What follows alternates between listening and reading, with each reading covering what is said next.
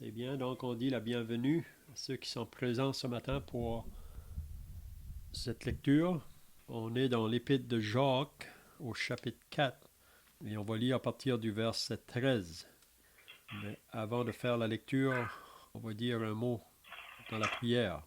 Si vous ne parlez pas, là, c'est bien de mettre votre téléphone sur muet pour pas qu'on entende du bruit. Donc on dit la prière. Notre Dieu et notre Père, encore ce matin, nous réalisons que c'est un grand privilège pour nous d'avoir ta parole entre nos mains. Jésus a pu dire que le ciel et la terre passeront, mais mes paroles ne passeront point. Donc nous voulons reconnaître que ce livre est éternel. Même nous lisons dans l'évangile de Jean qu'un jour, Dieu va utiliser la parole pour juger tous ceux qui auront refusé de croire en lui. Parce qu'aujourd'hui, le Seigneur Jésus se représente comme sauveur et non pas comme le juge. Mais tous ceux qui vont le refuser comme sauveur un jour devront le rencontrer comme leur juge. Et comment qu'il va les juger, c'est par ta parole. Donc nous voulons maintenant te prier ce matin ton aide pour la lecture que nous allons faire dans cette épître de Jacques. Nous réalisons que Jacques écrit aux croyants qu'il y a maintenant 2000 ans passés. Et l'enseignement qu'il leur dit, c'est aussi pour nous aujourd'hui qui sommes en 2019. Donc nous prions ta bénédiction sur nous ce matin par cette lecture. Je connais ceux qui sont présents et pour d'autres qui ne peuvent pas l'être à cause de leur étude ou leur travail, que tu vas étendre ta main sur eux là où ils sont. Aide-nous aussi à communiquer ce message autour de nous, réalisant que nous vivons dans un monde qui est sous la puissance du mal. Et l'apôtre Paul pouvait dire dans l'Épître aux Romains, comment en entendront-ils parler s'il n'y a personne qui prêche? Donc nous voulons te prier que tu donnes le zèle à ceux qui t'appartiennent de pouvoir communiquer ce message autour d'eux.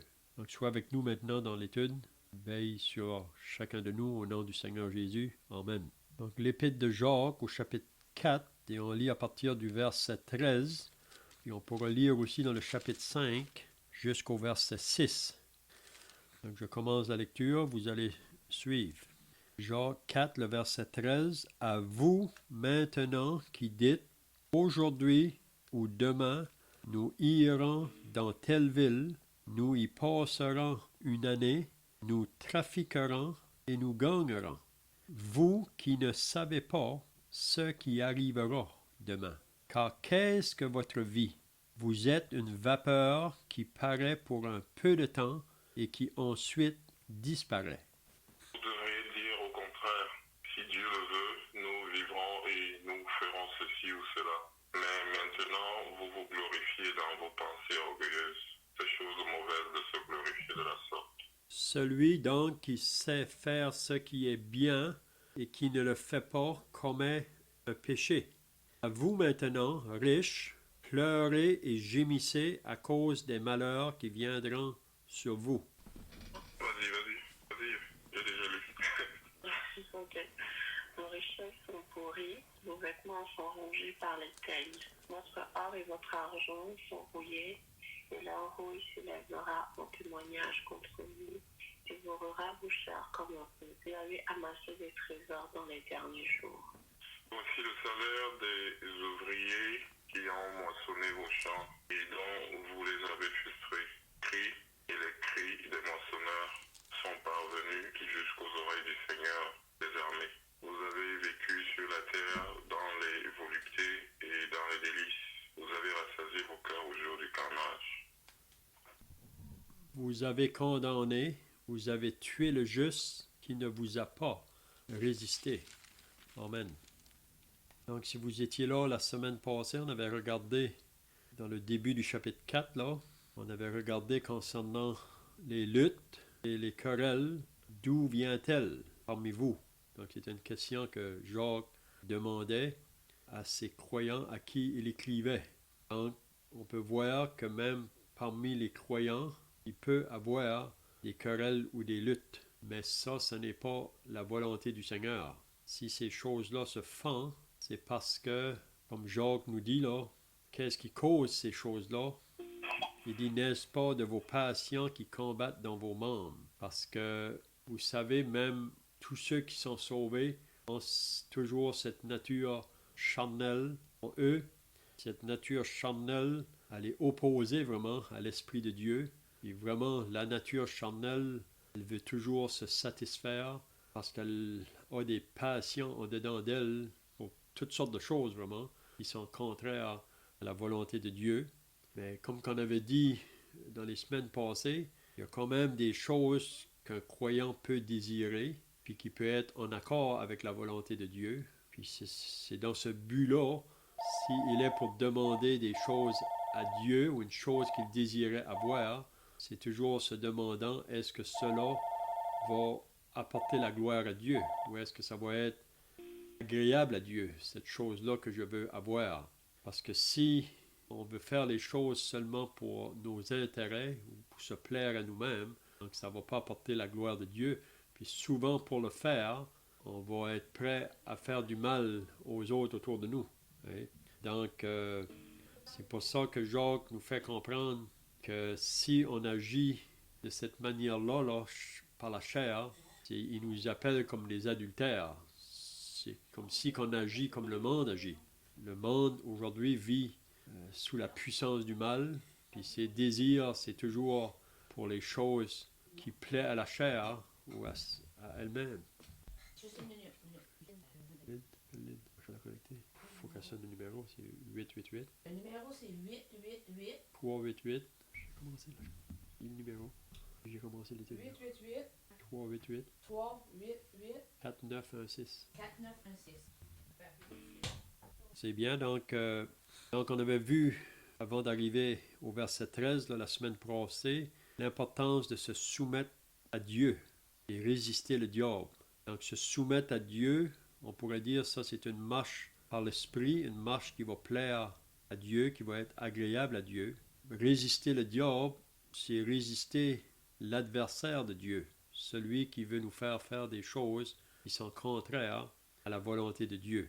Donc on pourrait dire, la chair en nous, elle veut faire des choses qui sont contraires à Dieu. C'est ça que Paul nous dit dans l'Épître aux Galates.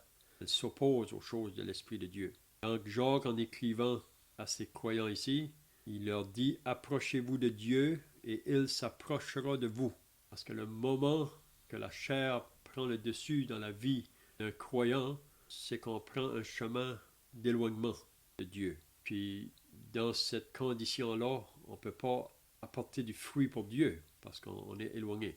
Alors Jacques exhorte les croyants de s'approcher de Dieu et il s'approchera de vous. Il veut que les croyants qui sont dans cette condition-là là, puissent réaliser que c'est une condition vraiment qui est contraire à la volonté de Dieu. Quand ils demandent des choses seulement pour satisfaire leurs intérêts personnels, satisfaire les passions qui ont dedans d'eux, c'est contraire à la volonté de Dieu. Donc ils devraient reconnaître que c'est mal. Ils devraient s'humilier parce que Dieu résiste l'orgueil, il fait grâce aux hommes. Qu'est-ce qu'on avait lu aussi à partir du verset 11? Ne parlez point mal les uns des autres, frères. Donc, ça, c'est souvent une condition éloignée, là.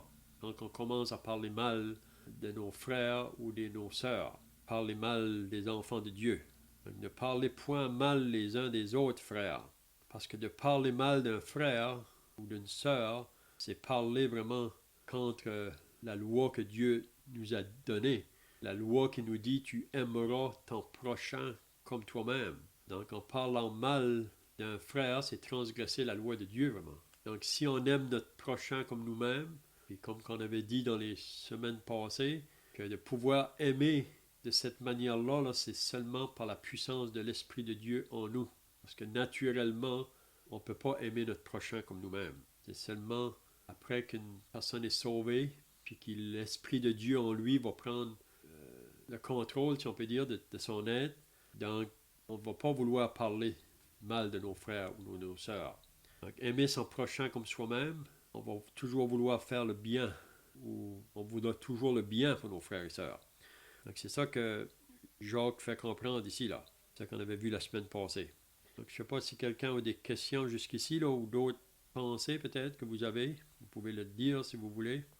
Donc, le verset 13 maintenant, Jacques va parler d'un autre sujet, si on peut dire. Puis, on peut penser que ce qu'il va nous parler ce matin On peut voir ça dans le monde présentement, c'est partout. Mais Jacques, vraiment, en parlant aux croyants, là, il veut nous faire comprendre que maintenant qu'on appartient à Dieu, qu'on ne peut plus marcher avec ce monde, avec les pensées de ce monde. Donc le croyant, c'est celui qui a mis sa foi dans le Dieu vivant. Le moment qu'il a reçu Jésus comme son sauveur et Seigneur, à ce moment-là, c'est un acte de foi, mais sa vie par la suite devrait être une vie par la foi. On est sauvé par la foi pour vivre par la foi. Donc le verset 13, qu'est-ce qu'il nous dit ici?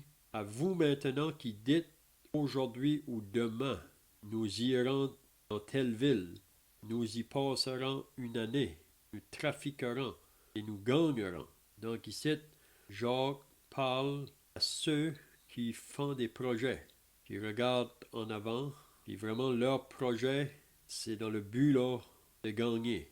Donc on pourrait penser que c'est beaucoup associé avec le travail, le commerce, c'est dans le but de gagner de l'argent, avoir plus. Vous savez qu'on vit dans un monde aujourd'hui qui est caractérisé par cela. On n'est jamais content ou satisfait. L'apôtre Paul nous enseigne dans la première épître à Timothée, là, au chapitre 6, que l'amour de l'argent, c'est la racine de tous les maux. Et quelques-uns, en étant possédés, se sont égarés loin de la foi. Donc, ici, Jacques parle aux croyants. Il faut toujours se rappeler ça.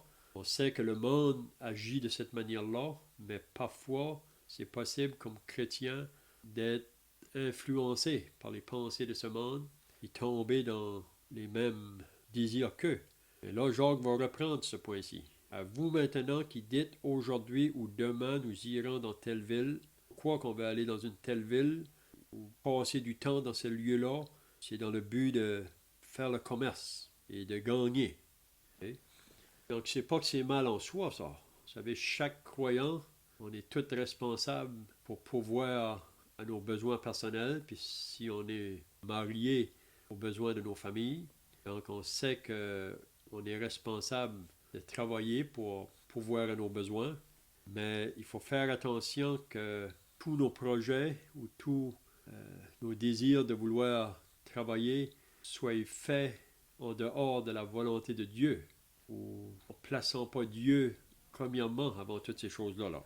Donc à vous maintenant qui dites aujourd'hui ou demain nous irons dans telle ville, nous passerons une année, nous trafiquerons, nous gagnerons. Qu'est-ce que Jacques dit? Vous qui ne savez pas ce qui arrivera demain. Donc personne de nous sait ce qui va arriver demain. On peut avoir des projets, on peut planifier pour faire des choses, mais qui de nous peut être certain d'être ici demain? Donc c'est ça que Jacques veut faire comprendre aux croyants, que nous puissions réaliser que si nous allons faire quelque chose demain, il faut vraiment se placer là à la volonté de Dieu. Donc, qu'est-ce qu'il dit Jacques? Car qu'est-ce que votre vie? Il pose la question ici. Qu'est-ce que c'est votre vie? Il dit, vous êtes une vapeur qui paraît pour un peu de temps et qui ensuite disparaît. Donc la vie est bien fragile. Jacques veut nous faire comprendre que la vie peut être vite terminée, si on peut dire. Il la compare à une vapeur qui paraît. Et si vous faisiez bouillir votre bouilloire le matin, vous voyez la vapeur qui paraît, puis elle disparaît. Donc il compare notre vie à ça. Qu'est-ce que Jacques veut nous faire comprendre, nous chrétiens, qu'on devrait premièrement chercher la justice et le royaume de Dieu, et toutes les autres choses vont vous être données par-dessus. Donc, je ne sais pas si quelqu'un a des pensées ici, là, à ajouter, ou des questions. C'est quand même un fond, parce que Jacques dit d'avertissement clair aussi contre l'appât du gain, la tentation dans ce monde, même la crainte, on pourrait dire. Parce qu'on peut se retrouver sans le sou, sans moyen de subsistance, on peut dire. Donc, on peut même agir par crainte du lendemain et chercher à gagner beaucoup, assurer nos vieux jours. Donc, le verset 13, Jacques allait dans une direction et il parle à vous maintenant qui dites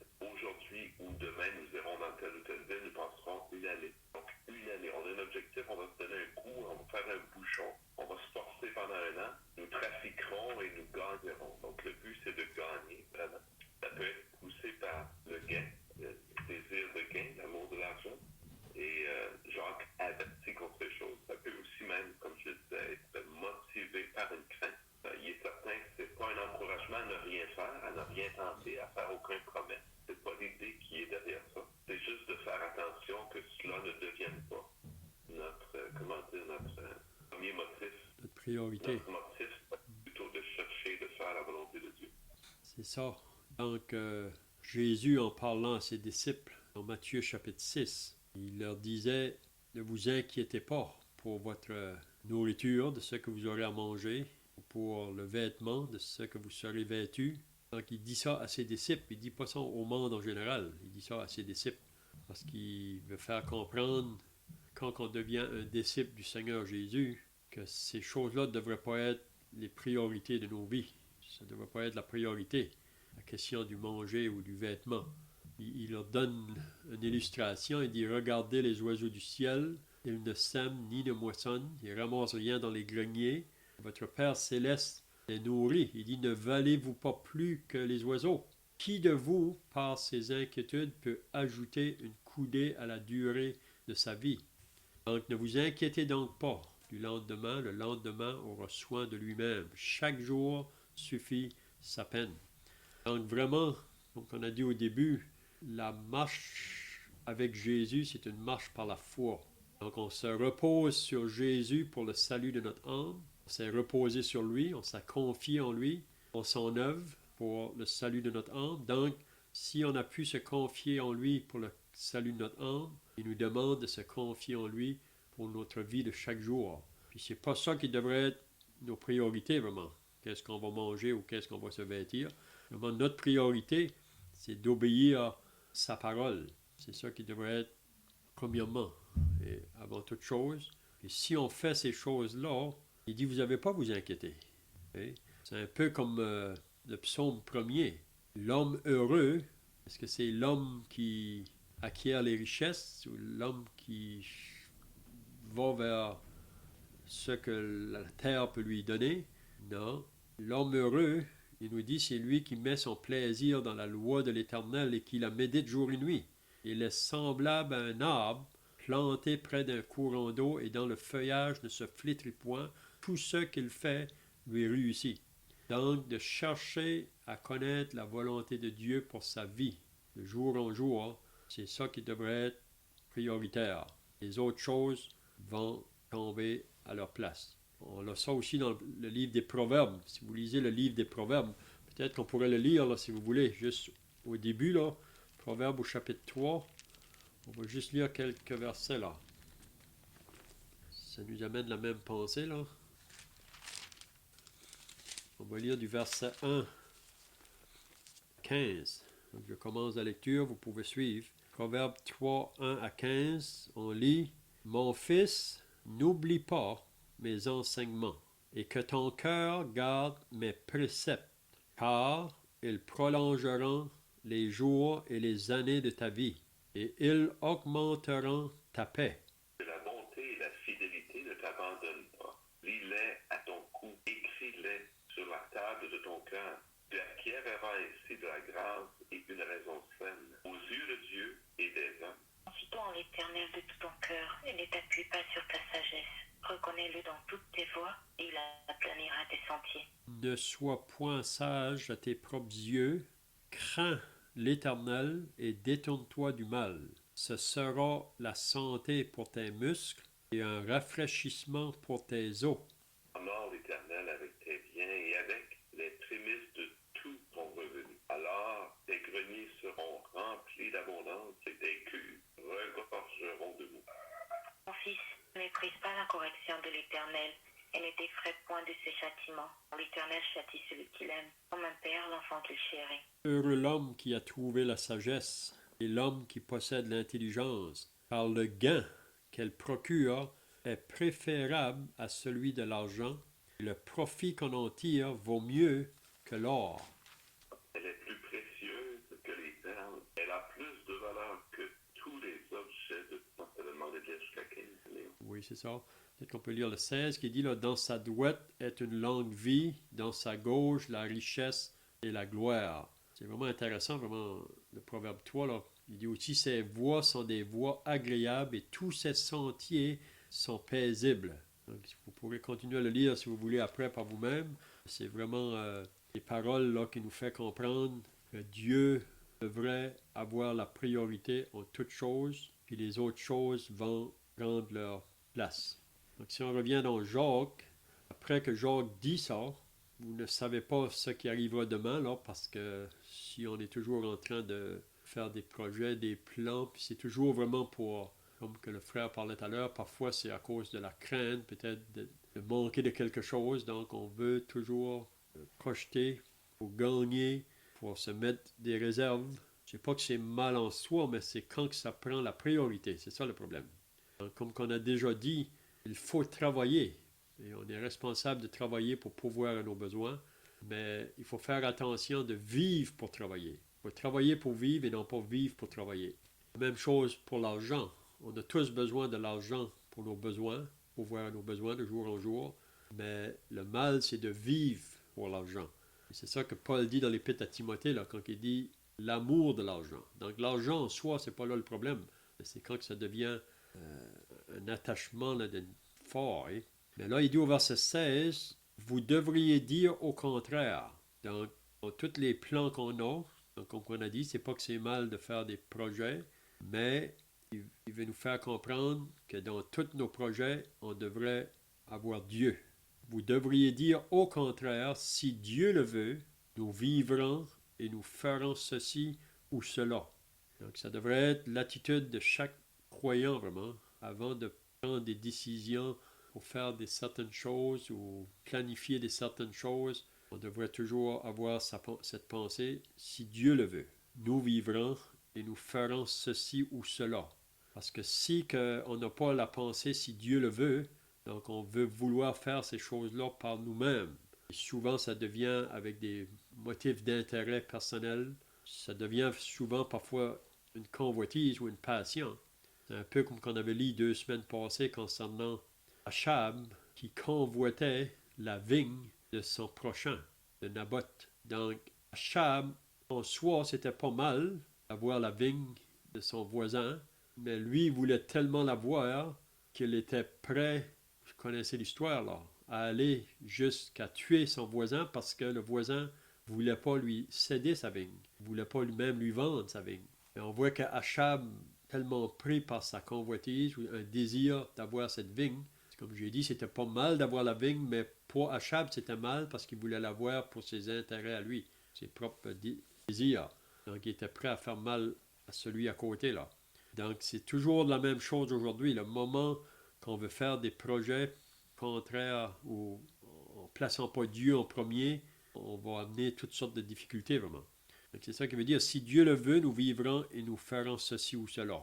Mais maintenant, vous vous glorifiez dans vos pensées orgueilleuses. C'est chose mauvaise de se glorifier de la sorte. Donc ici, Jacques nous fait comprendre de penser de cette manière-là, de vouloir faire des choses en dehors de la volonté de Dieu. C'est vraiment l'homme qui veut vivre indépendamment de Dieu, là.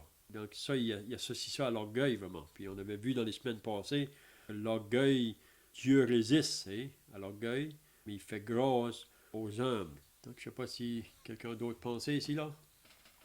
Il y a vraiment comme une double direction, je dirais, dans la pensée de Jean, parce qu'il dit, vous devriez dire au contraire, si Dieu le veut. Donc, en premier, ce n'est pas notre volonté, mais la volonté de Dieu. Jésus lui-même est venu sur la terre. Il a dit non pour faire ma volonté, mais ta volonté. Quand il est mort sur la croix, avant de mourir, le Seigneur Jésus a dit, avant d'aller à la croix, que juste vraiment on voit comment le Seigneur Jésus s'en est remis à Dieu. Non, si cette coupe peut s'éloigner de moi, donc ce qu'il y avait devant lui n'était point quelque chose d'agréable pour lui-même dans son corps physique. Non pas que Jésus n'était pas disposé à le faire et voulait le faire vraiment. Le Seigneur Jésus était venu même pour cela, pour faire cela. Mais par ces mots, il nous indique comment cela était réellement un combat, une difficulté, quelque chose de déplaisant pour lui. Et il s'en est remis à Dieu. Donc, la pensée toute première, malgré que ce soit à l'apparence de nos yeux ce qui est plaisant ou non, c'est notre réel motif, c'est de faire la volonté de Dieu. Donc, il faut déjà se questionner sur nos motifs, qu'est-ce que nous recherchons dans ce que nous faisons.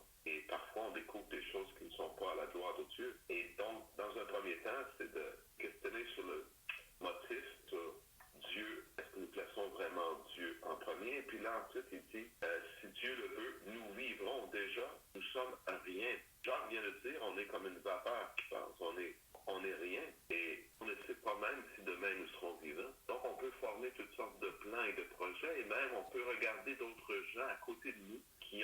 repris un commerce ou qui font des choses qui, cela leur apporte un profit, et cela est profitable, cela semble bien, du point de vue économique ou qu'importe. Et on peut former le projet de faire comme eux, et nous aussi de travailler fort et d'aller chercher quoi que ce soit. Et il faut demeurer conscient de notre petitesse, de notre fragilité. Nous ne sommes pas maîtres de notre destinée dans un certain sens. Il y a un proverbe aussi qui dit, je pense, pour l'homme, tout dépend des temps et des circonstances, ou c'est peut-être l'Ecclésiaste qui dit. Donc, une personne comme vous et moi peut se retrouver dans une circonstance où il va avoir ce qu'on appelle un coup de chance et il va facilement gagner sa vie, tout va bien aller pour lui. Et un autre qui lui est semblable, tout aussi bon, ou pour lui, ça n'ira pas, ou bien même, il va attraper une maladie, il va avoir un cancer, il va avoir on ne sait pas quoi. Même si on appartient à Dieu, on est sa famille, on est ses enfants. Dieu ne nous a pas promis la vie éternelle sur la terre. Dieu nous a promis la vie éternelle, mais ici-bas, ce qu'il demande, c'est que nous marchions avec lui humblement pour faire sa volonté. Et si Dieu permet que nous ayons ceci ou cela comme difficulté, d'aller même jusqu'à perdre un enfant, de perdre quelqu'un, un bien-aimé, notre épouse, notre santé, notre résolution doit demeurer fermement attachée à ce désir de faire la volonté de Dieu. Donc ici, Jacques, ce qu'il aborde n'est pas aussi profond que d'être touché dans notre santé, mais il y fait référence. Mais ce qu'il aborde, c'est plus l'idée d'être gagné par l'appétit du bien et de se détourner ainsi de la marche humble avec le Seigneur. C'est pas encore une fois, Léon nous a mentionné la chose, c'est pas, le Seigneur Jésus dit que les oiseaux ne moissonnent pas et n'amassent pas de nourriture dans les greniers. Jésus n'est pas en train d'enseigner qu'on ne doit pas moissonner et qu'on ne doit pas mettre de côté certaines choses pour les choses.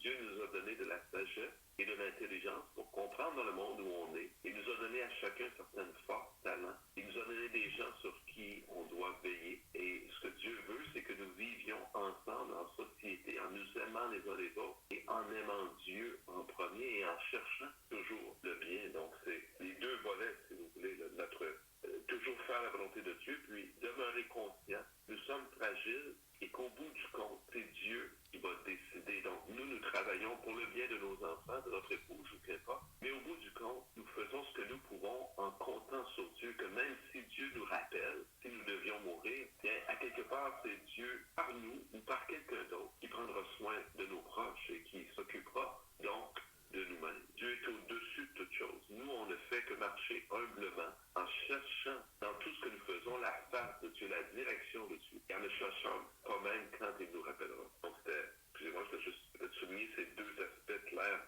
et qui viennent se connecter, je pense, avec le verset 16 qui suit. Allô? Allô? Oui. Je pense que c'est toujours dans la même lancée, le verset de Luc, chapitre 12. Je sais que peut-être il s'adresse à quelqu'un d'autre là, mais que Jacques s'adresse aux personnes, aux chrétiens. Le plus important vraiment, comme pour moi en fait, c'est ce verset 21 au chapitre 12. Le Seigneur dit, il en est ainsi de celui qui amasse des trésors pour lui-même et qui n'est pas riche pour Dieu. Donc, enfin, moi, ça m'éclaire aussi, dans un certain sens que si on a des richesses, vraiment, ça devrait être pour la gloire de Dieu en premier. C'est ça, c'est vraiment la pensée, là. Le Seigneur Jésus a parlé de cette parabole à propos de cet homme qui avait ramassé beaucoup de biens, beaucoup mis de biens en réserve. Mais c'est un homme qui a fait beaucoup de projets, il a même réussi dans ses projets, mais cet homme-là n'était pas riche pour Dieu, vraiment. C'est ça qu'on lit plus loin, là. Il pensait seulement à lui, à ses biens. Puis il peut avoir un danger, comme on a dit tout à l'heure, le monde en général, c'est de cette manière-là qu'ils vivent. Et on vit seulement pour ici-bas. Et en regardant le monde autour de nous, on dirait qu'il y a beaucoup de ces personnes-là qui réussissent. Et ils ont du succès dans beaucoup de choses. C'est là, des fois, le danger pour le chrétien de tomber dans cette même pensée que le monde a. Vous savez, on a ça dans le psaume 73. Peut-être qu'on pourrait lire le psaume 73. Le danger du croyant d'imiter la pensée du monde. Il a raison, c'est parce que quand on regarde le monde qui agit de cette manière-là, on dirait que les choses vont bien, mais c'est juste pour un bout de temps. Hein. On peut lire le psaume 73, si vous voulez, une partie, là. À partir du verset 1, il dit, le psaume d'Asaph, « Oui, Dieu est bon pour Israël, pour ceux qui ont le cœur pur, toutefois, mon pied allait fléchir, mes pas étaient sur le point de glisser. Quelqu'un veut continuer? Car je portais envie aux insensés en voyant le bonheur des méchants. Rien ne les tourmente jusqu'à leur mort. Et leur corps est chargé dans mon poing. Ils n'ont aucune part aux souffrances humaines, ils ne sont point frappés comme le reste des hommes. Aussi l'orgueil leur sert de collier, la violence est le vêtement qui les enveloppe. L'iniquité sort de leurs entrailles, les pensées de leur cœur se font jour. Il aura pitié du misérable et de l'indigent, et il sauvera la vie des pauvres. Sur quel verset là, s'il vous plaît? Verset 9. Ils font des discours hautains. Ils élèvent leur bouche jusqu'aux cieux. Leurs langues se promènent sur la terre. Voilà pourquoi son peuple se tourne de leur côté. Il avale l'eau abondamment. Et il dit, comment Dieu saurait-il? Comment le Très-Haut connaîtrait-il? Ainsi sont les méchants. Toujours heureux, ils accroissent leur richesse. Donc, à regarder, on dirait que tout va bien. Hein? C'est là le danger pour un enfant de Dieu d'avoir ses yeux sur cette voie-là. Mais là, il nous dit au verset 13, c'est donc en vain que j'ai purifié mon cœur. Donc, le croyant vraiment qui tourne ses yeux vers cela, il commence à se poser des questions ou à avoir des doutes. C'est donc en vain que j'ai purifié mon cœur et que j'ai lavé mes mains dans l'innocence. Parce que lui, chaque jour, je suis frappé. Tous les matins, mon châtiment est là. Si je disais, je veux parler comme eux, voici, je trahirais la race de tes enfants. Donc, on voit ici vraiment un croyant là, qui est dans une difficulté parce que ses yeux sont détournés vraiment des pensées de Dieu, mais il se tourne vers le méchant ou la prospérité des méchants. Il y avait le danger, c'est ça qu'il dit au début, là, mon pied était sur le point de glisser ou de tomber dans la même pensée qu'eux. Hein? Et là, à partir du verset 15, il va dire, quand j'ai réfléchi là-dessus pour m'éclairer, donc on voit que le psalmiste, là, il a été arrêté, là. Quand il a commencé à réfléchir plus à propos de ça, il dit que la difficulté fut grande à mes yeux jusqu'à ce que j'eusse pénétré dans les sanctuaires de Dieu et que j'eusse pris garde au sort final des méchants. Donc, le psalmiste a commencé à réaliser, on regarde le méchant, la manière qu'il va, ils vivent sans Dieu, on dirait que toutes les choses vont bien, mais quelle sera la fin des méchants? La fin de tous ceux qui auront refusé de se tourner vers Dieu par la repentance et à la foi en son Fils. Qu'est-ce qui va être leur fin? Donc c'est ça que le psalmiste arrive ici. Là. Donc c'est pour ça qu'il revient de nouveau, si on peut dire, avec la pensée de Dieu, hein, pour terminer. Donc, je ne sais pas si vous avez d'autres pensées là. Parce que le verset 27 et 28 du même psaume, là, il nous dit « Car voici ceux qui s'éloignent de toi périssent. Tu anéantis tous ceux qui te sont infidèles. » Là, il va dire « Pour moi, m'approcher de Dieu, c'est mon bien. » Donc, c'est ça le bien. Pour moi, m'approcher de Dieu, c'est mon bien. Je place mon refuge dans le Seigneur l'Éternel afin de raconter toutes tes œuvres. Donc, ça va beaucoup vraiment avec le passage qu'on lit aujourd'hui, là. Donc, si on revient à Jacques, qu'est-ce qu'il dit au verset 17? « Celui donc qui sait faire ce qui est bien et qui ne le fait pas commet un péché. » Donc, qu'est-ce que Jacques veut dire ici?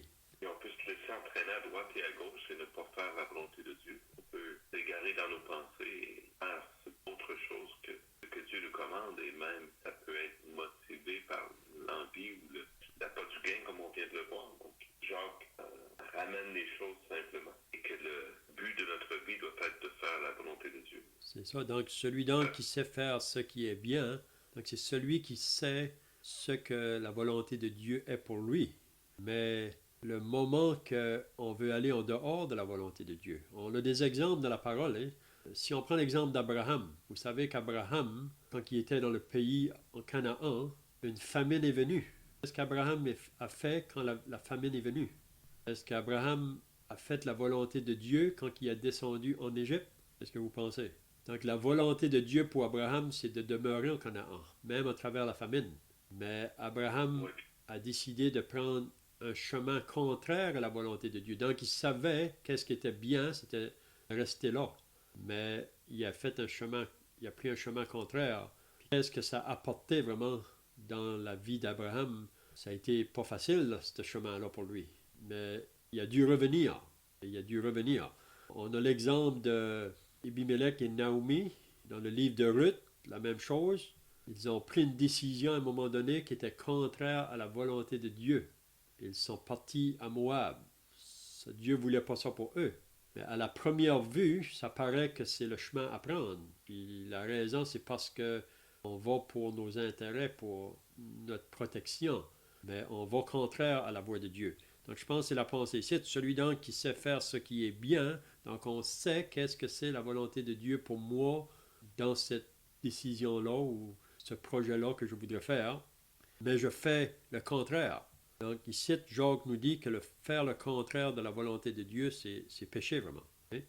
Puis il n'y a personne de nous qui est exempt de ça. Et qu'on soit jeune croyant, qu'on soit âgé dans la foi, il y a tous des moments donnés ou des circonstances dans nos vies qu'il faudra vraiment réfléchir avant de faire le pas, si on peut dire, pour être sûr que la décision que je prends, c'est en accord avec la volonté de Dieu. Hein? Je pense dans l'Ecclésiaste, à un moment donné, il est mentionné fais ceci ou fais cela, fais un ou fais l'autre, ou même fais les deux parce que tu ne sais ce qui aura du succès. Donc, dans notre vie, on n'a pas toujours un ange qui nous apparaît pour nous dire tourne à droite, tourne à gauche, avance, recule. On ne sait pas toujours exactement la volonté de Dieu. On avance comme à tâtons, nous dit la parole aussi. Et par contre, Dieu nous envoie des directions et nous met des guides, il ouvre des portes et il en ferme d'autres. Parfois, il ferme une porte et notre cœur avait convoité cette direction, si on peut dire. Et pas toujours pour des mauvaises raisons.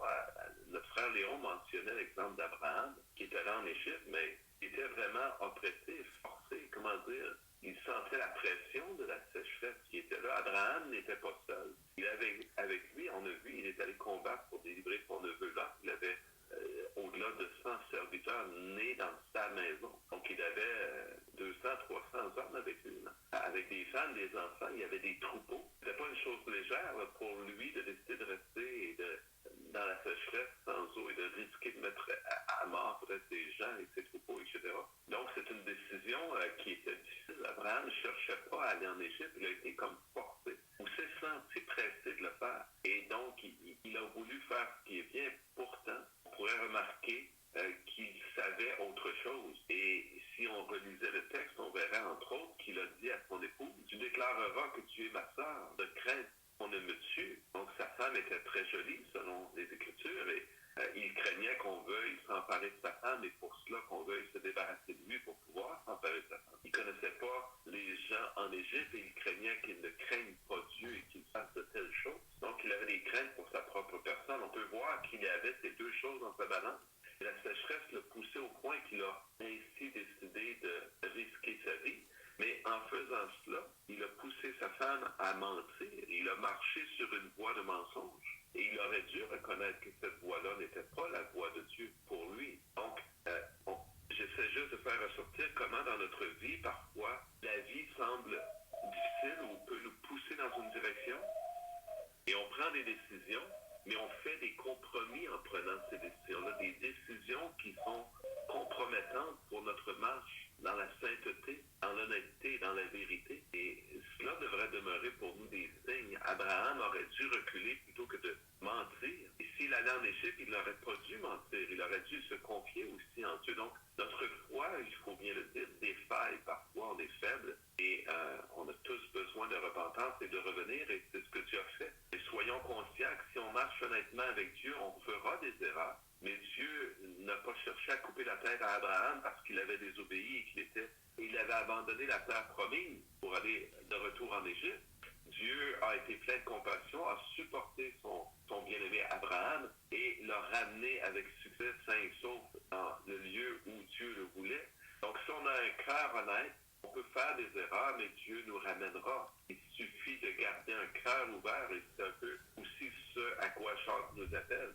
D'avoir le cœur et l'esprit ouvert à toujours chercher la face de Dieu. Pas prendre pour acquis que ce que j'ai fait était conforme à Dieu et continue de l'être. Donc Dieu peut nous amener à prendre des virages dans notre vie, à changer de direction. Et il faut toujours être à la recherche honnête de sa volonté.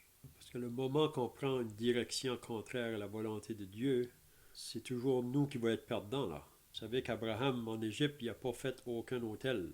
Mais quand que Dieu l'a ramené de nouveau, parce qu'on peut tout prendre un chemin d'éloignement, c'est pour ça que Jacques nous dit « Approchez-vous de Dieu, il s'approchera de vous ». Donc si je prends un chemin contraire, donc je m'éloigne. Mais là, il faut revenir. Approchez-vous. C'est juste quand on est en communion avec Dieu, dans une marche qui lui est agréable, que c'est ça vraiment qui compte, si on peut dire, pour Dieu. Mais quand je prends un chemin qui est contraire, donc moi je suis perdant toujours. Mais Dieu veut toujours restaurer. Dieu, c'est un Dieu de restauration. On a toutes fait des mauvaises décisions à un moment donné. Souvent, c'est parce que la chair a pris le dessus, si on peut dire là. Donc, celui donc qui sait faire ce qui est bien et ne le fait pas commet un péché. Donc, notre temps est déjà pas mal passé, là. C'est peut-être mieux de garder le chapitre 5 pour la semaine prochaine. Le chapitre 5, il va s'adresser maintenant aux riches. Donc, on verra la semaine prochaine qu'est-ce qu'il dit à propos des riches. Donc, je ne sais pas si que vous avez des questions pour terminer ou d'autres pensées, là. Sinon, on va terminer par la prière. J'avais mentionné Naomi aussi. J'avais aimé souligner qu'en allant en Canaan, en Moab, ils sont partis avec leurs fils et on voit que leurs fils ont pris pour femmes les Moabites. Donc, il y a des conséquences pour nous et notre famille lorsqu'on ne marche pas dans la volonté de Dieu, plutôt que de rester dans le pays d'Israël. Donc, on voit qu'elles se sont liées avec des femmes païennes. Et vraiment, quand elle est revenue, elle a dit de l'appeler Mara, de plus l'appeler Naomi de par son nom, mais de l'appeler Mara parce que vraiment, elle est revenue elle n'avait plus rien. Et elle dit, je suis partie, j'avais les mains pleines. Donc, malgré la sécheresse, elle reconnaît après qu'elle est partie, qu'elle avait les mains pleines, elle avait un mari, elle avait des enfants. Maintenant, elle a tout perdu, vraiment. Donc, c'est une voie d'égarement. Et Dieu, on voit encore une fois comment, lorsqu'elle est revenue, Dieu a été bon pour elle. Il a permis que Ruth la suive et que ça devienne un peu son bâton de pain, si on peut le dire comme ça. Donc, juste, encore une fois, on peut s'égarer et s'entraîner par toutes sortes de, entre guillemets, de bonnes raisons. Mais il faut, et je ne sais pas si tu te souviens, Léon, est-ce que c'est 10 ans qu'ils sont restés en Moab? Oui, c'est ça, 10 ans. C'était parti 10 ans. Ouais, puis, donc, ça serait duré 10 ans. Hein, il aurait pu revenir avant ça, il me semble qu'il aurait pu, même si, en tout cas, le danger, c'est de s'éloigner de la parole, de la volonté de Dieu et de rester collé ailleurs. Là. Notre motif premier était peut-être, dans un certain sens, justifiable, mais à quelque part, ils se sont enracinés ailleurs que dans la volonté de Dieu. Donc, je suis persuadé que la sécheresse n'a pas duré 10 ans. On voit dans la Bible, on pourrait en parler, là, mais les prophètes ont parlé d'une prophète. Élie de 3 ans et Élisée qui avait une double portion de l'esprit pendant 6 ans, mais c'est vraiment exceptionnel. Là, enfin, il aurait dû revenir avant. Là, il y a quelque chose qui les a retenus. Dieu certainement leur a montré tout ce qui se passait en Moab, comment c'était non conforme à la volonté de Dieu. Et voyez-vous, leurs fils ont été entraînés. On ne sait pas comment ils sont morts. Peut-être même c'est des conflits religieux. On peut imaginer ce qu'on veut, là, mais juste pour dire qu'il y a certainement eu sur leur chemin plusieurs points d'iceberg qui sont sortis et qui leur ont dit c'est pas ici ta place. C'est pas ici ta place. Dieu devait les appeler tout ce temps-là. Et ils ont résisté là, jusqu'à ce que finalement, Naomi est revenue les mains vides, si on peut dire ainsi. Donc, c'est difficile, je pense, mais chacun de nous, et c'est pas à moi d'examiner la vie de mon frère, mais bon, à la limite, si quelqu'un voyait quelque chose dans ma vie qui me détourne, que ce soit de par Dieu qu'il me le dise et m'aide à ouvrir mes yeux, parce que parfois on devient aveugle, on peut se laisser vraiment mal dirigé par nos perceptions et par nos faux pas. Donc on pourrait dire pour terminer, mieux vaut habiter dans la sécheresse ou la famine avec la présence du Seigneur avec nous que d'aller à Moab, peut-être à la surface, ça paraît bien au début. On va aller vers le gain, les richesses, mais être dans l'absence de la présence du Seigneur. Donc c'est ça vraiment qu'il faut toujours mettre de la mesure dans la balance. C'est bien, on va terminer par la prière, puis on pourra continuer au chapitre 5 la semaine prochaine, si Dieu le veut.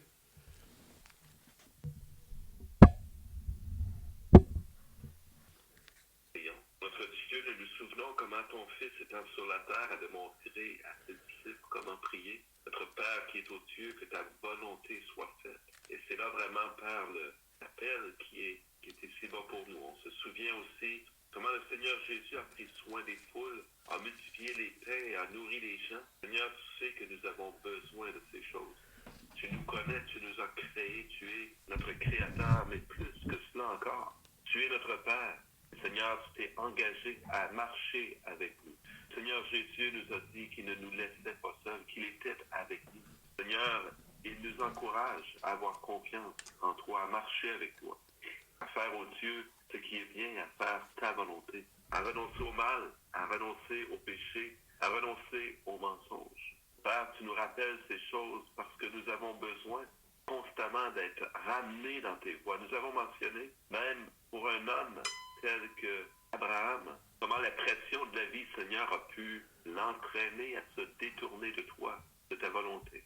Pour notre Dieu, nous prions pour nous, que tu nous gardes, que tu nous diriges, Seigneur, que tu nous montres ta face, que tu enlèves de nos vies ce qui n'est pas conforme au Père, à ta volonté, et que tu nous diriges dans le chemin paisible de ta grâce. Père Céleste, nous te bénissons pour cette grâce qui nous confirme que tu nous aimes, qui nous montre même pour nous rassurer que tu nous aimes et qui nous dit que tu ne nous abandonneras pas. Père, béni sois-tu et aide-nous dans notre marche, non seulement pour nous, mais pour nos proches. Car Seigneur, tu le vois, tu le sais, nous avons des amis, nous avons même des enfants autour de nous qui grandissent et nous te prions pour eux, que tu leur montres la voie. Tu as un chemin tracé pour eux également. Seigneur, permets qu'ils marchent dans ton sentier et qu'ils fassent, ô Dieu, ta volonté sans s'égarer. Garde-nous, Seigneur, garde-les eux aussi, garde les frères et les sœurs.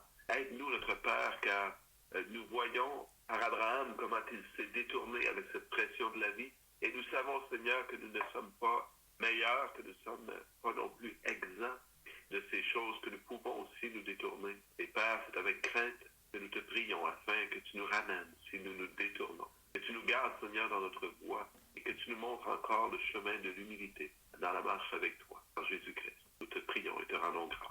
Amen. Amen. Donc on peut chanter un cantique 174 dans le chant de racheté, là.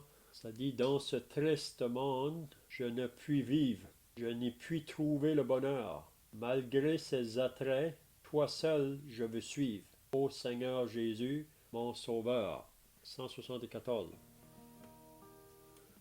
Dans ce triste monde, je ne puis vivre. C'est un peu trop haut.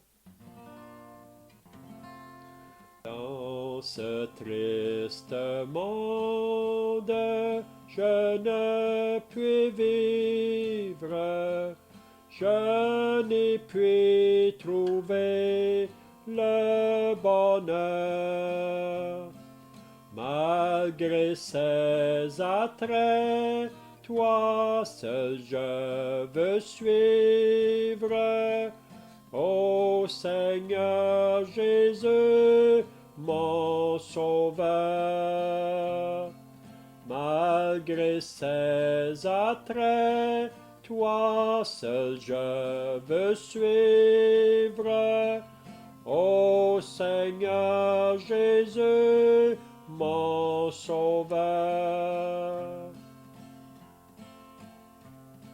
Lorsque la tempête ou l'orage gronde et que mon cœur est effrayé, vers toi je regarde, ô Sauveur du monde. En toi je me suis confié. Vers toi je regarde, ô Sauveur du monde. En toi je me suis confié. Désormais pour moi brille la lumière.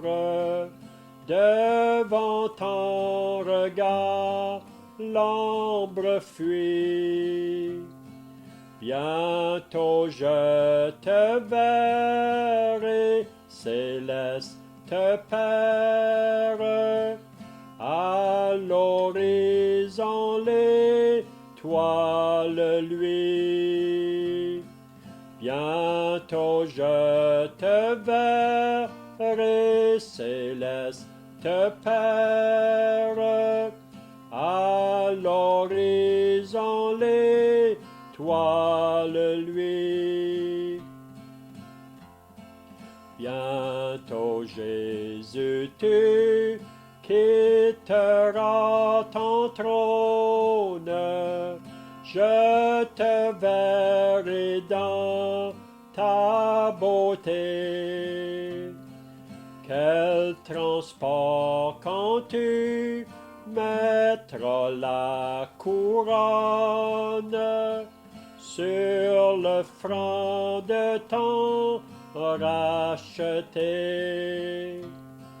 Quel transport quand tu mettras la couronne sur le front de ton racheté. C'est bien, dis le bonjour à chacun, puis à ce soir, si Dieu le veut. Bye bye.